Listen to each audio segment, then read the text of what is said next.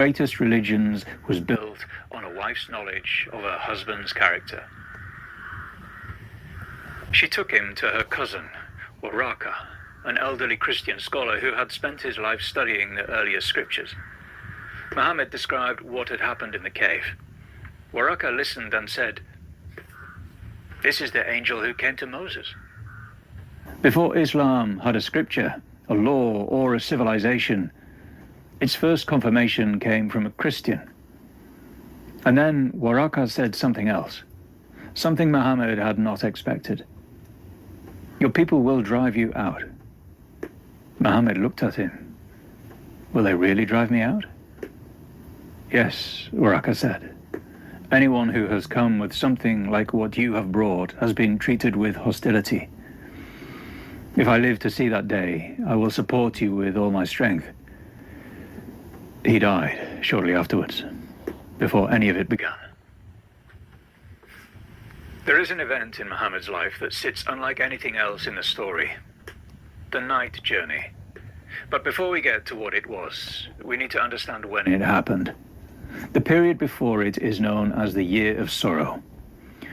In the space of weeks, Muhammad lost the two people that had made everything possible: Khadija, his wife, his first believer, and Abu Talib, his uncle, the man who had taken in an 8-year-old orphan despite his own poverty and protected Muhammad through years of increasing hostility. In the same year, gone. Without Khadija, he lost the person who knew him most completely. Without Abu Talib, he had lost his protection. The Quraysh, who had been held back by tribal obligation from moving against Muhammad directly, now had no reason to hold back. It was in this moment, stripped of his two greatest supporters, increasingly isolated, the community had built in Mecca under serious threat, that even the most extraordinary event in Muhammad's prophetic career occurred. One night, he was carried from Mecca to Jerusalem on a celestial creature called Burak, a winged animal said to cover impossible distances in moments.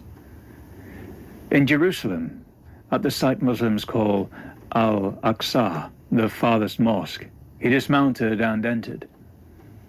Waiting for him were the prophets who had come before him: Abraham, Moses, Jesus, the great messengers of the past, gathered in a single place. Muhammad stood at their head and led them in prayer.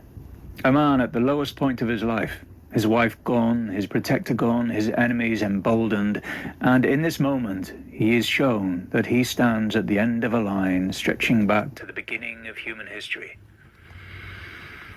That every prophet who came before him had been moving toward this, toward him. The precise moment of maximum vulnerability becomes the moment of maximum confirmation. And then he ascended through 7 heavens, meeting the prophets again at each level, moving upward through the architecture of the divine until he reached the presence of God. There, God ordained the 5 daily prayers, the act of worship that would become the foundation of Islamic practice, performed by 2 billion Muslims every single day.